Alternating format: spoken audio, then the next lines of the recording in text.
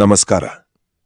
ರಾಯಚೂರು ಜಿಲ್ಲೆಯ ದೇವದುರ್ಗ ತಾಲೂಕಿನ ಸಂಕೇಶ್ವರಹಾಳ್ ಗ್ರಾಮದಲ್ಲಿ ನಡೆದಿರುವ ಒಂದು ಘಟನೆ ಇಡೀ ರಾಜ್ಯವನ್ನೇ ಬೆಚ್ಚಿಬೀಳಿಸಿದೆ. ಮಾದಿಗ ಸಮುದಾಯದ ಯುವಕ ಹಾಗೂ ಬಹುಜನ ಸಮಾಜ ಪಕ್ಷದ ಕಾರ್ಯಕರ್ತ ಭೂಮಾನಂದ ಹದಿನಾಳ್ ಅವರ ಬರ್ಬರ ಹತ್ಯೆ ಸಮಾಜದಲ್ಲಿ ತೀವ್ರ ಆಕ್ರೋಶ ಮತ್ತು ನೋವನ್ನು ಮೂಡಿಸಿದೆ. ಒಬ್ಬ ವ್ಯಕ್ತಿ ತಪ್ಪು ಮಾಡಿದ್ದರೆ ಅದನ್ನು ಪ್ರಶ್ನಿಸಲು ಕಾನೂನಿದೆ, ಪೊಲೀಸ್ ಇಲಾಖೆಯಿದೆ, ನ್ಯಾಯಾಲಯಗಳಿವೆ.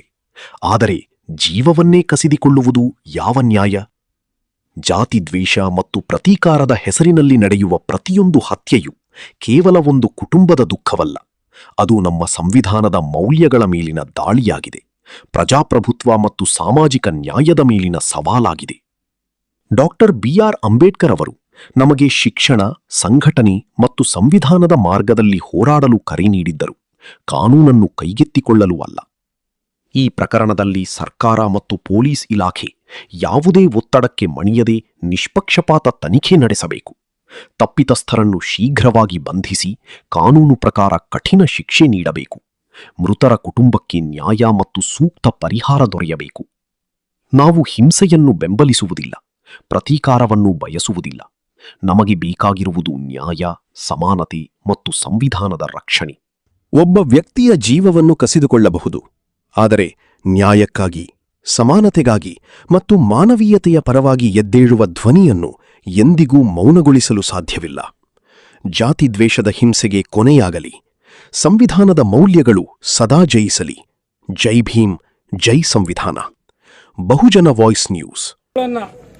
ಹಿಡಿದು ಕೂಡಲೇ ಅವ್ರನ್ನನ್ನು ತನಿಖೆಗೊಳಪಡಿಸ್ಬೇಕು. ಯಾರು ದೂರವಾಣಿ ಕರೆ ಯಾರೋ ಹೋಗಿ ಬಂದದ, ಯಾರೋ ಭೂಮಾನಂದಗೆ ಲಾಸ್ಟ್ ಕರೆ, ಆ ಕರೆಗೆ ಮೊನ್ನೆ ಪೊಲೀಸ್ ಇಲಾಖೆಯವರು ತನಿಖೆ ಮಾಡಿ ಕೂಡಲೇ 24 hours into 7 ಕೂಡಲೇ ವ್ಯಕ್ತಿಗಳನ್ನ ಬಂಧಿಸದೇ ಹೋದರೆ ನಾಳೆ ರಾಯಚೂರು ಬಂದಾಗ ಸಾಧ್ಯತೆ ಇರ್ತದೆ. ಯಾಕಂದ್ರೆ ಇವತ್ತು ನಾನು ಸಾಯ್ಬೋದು.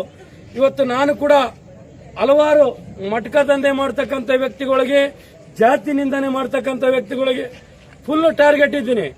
ಆದ್ರೂ ಕೂಡ ಇವತ್ತು ದುಡ್ಡು ಕೊಟ್ರೆ ಒಬ್ಬ ವ್ಯಕ್ತಿನ ಕೊಲೆ ಮಾಡ್ತಾರೆ ಅಂದ್ರೆ ಇವತ್ತು ಮನುಷ್ಯನ ಜೀವಕ್ಕೆ ವ್ಯಾಲ್ಯೂ ಇಲ್ಲ, ನ್ಯಾಯಕ್ಕೆ ವ್ಯಾಲ್ಯೂ ಇಲ್ಲ ಅಂದ್ರೆ ಏನು? ನಾನು ಕೂಡ ಇವತ್ತು ಮಟಕದ ದಂಧೆ ನಡೆಸತಕ್ಕಂಥ ಯರಂಸಾಳು ಸ್ವಾಮಿ ಆಗಿರ್ಬೋದು, ಅವ್ರ ಕುಟುಂಬದವರು ಎಲ್ಲರಾಗಿರ್ಬೋದು, ಮತ್ತು ಇನ್ನು ಬೇರೆ ಬೇರೆಯವರ ವಿರುದ್ಧ ನಾನು ಎಷ್ಟೋ ಧ್ವನಿ ಎತ್ತಿ ಮಾತಾಡ್ತೀನಿ. ನನ್ನ ಕೂಡ ಅವನು ಆಲ್ದರ್ತಿ ಎಲ್ಲಪ್ಪನ ನೋಡ್ಬೇಕಂತಾರ. ಆದ್ರೂ ಕೂಡ ನನ್ನಿಂದೆ ಕಾನೂನಿದೆ ಅಂತೇಳಿ ನಾನು ಘಂಟಘೋಷವಾಗಿ ನಾನು ಇವತ್ತು ಮಾತಾಡ್ತಾ ಇದ್ದೀನಿ.